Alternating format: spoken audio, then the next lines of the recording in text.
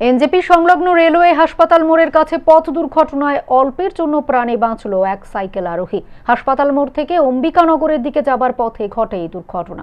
জানা গিয়েছে, বৃহস্পতিবার কাজের সূত্রে রেলওয়ে হাসপাতাল মোড় থেকে অম্বিকানগরের দিকে সাইকেল নিয়ে যাচ্ছিল জলপাইমোড়ের বাসিন্দা হিরণ লাল কুমার।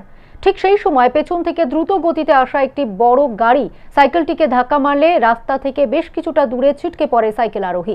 ঘটনায় দুমড়ে মুচড়ে যায় সাইকেলটি, তবে অল্পের জন্য প্রাণে রক্ষা পায় সাইকেল আরোহী। ঘটনার খবর পেয়ে এনজেপি থানার পুলিশ এবং স্থানীয় ট্রাফিক পুলিশ ঘটনাস্থলে ছুটে এসে ঘাতক গাড়িটিকে আটক করে থানায় নিয়ে যায়। গোটা ঘটনার তদন্ত শুরু করেছে পুলিশ। তবে স্থানীয়দের অভিযোগ, প্রতিনিয়ত এই রাস্তায় দুর্ঘটনা লেগে রয়েছে। তাই অবিলম্বে এই রাস্তায় বড় গাড়ি চলাচল বন্ধ করতে প্রশাসনকে নজর দেওয়ার দাবি জানান তারা। ঘটনাটা হচ্ছে যেমন নর্মালি মানুষ যাতায়াত করে সেমন রোডে নর্মালি মানুষ যাতায়াত করছে। এই পাশ থেকে সাইকেলটাও নর্মাল নিজের সাইড দিয়ে আসছে বাদিক থেকে।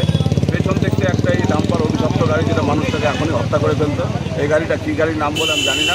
সেই গাড়িটা পেছন দিকে একটু দ্রুত গতিতে আসছিল, বেশ জোরে, যে এতটাই জোরে আসছে যে তার নিজের সাইড ছেড়ে বা সাইডে ফুটপাতে চলে আসছিল।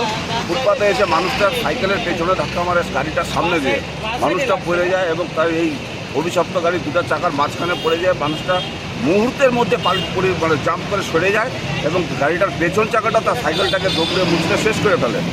কালক্রমে বলতে হবে যে মানুষটা একটা নতুন জীবন ফিরে পেল। আগামী দিন যাতে এরকম যাতে কোনো রকম দুর্ঘটনা এখানে না ঘটে, তাই পুলিশ প্রশাসনের কাছে আমরা অনুরোধ করব এখানে একটি শক্তিশালী পুলিশ প্রশাসনের ব্যবস্থা করতে।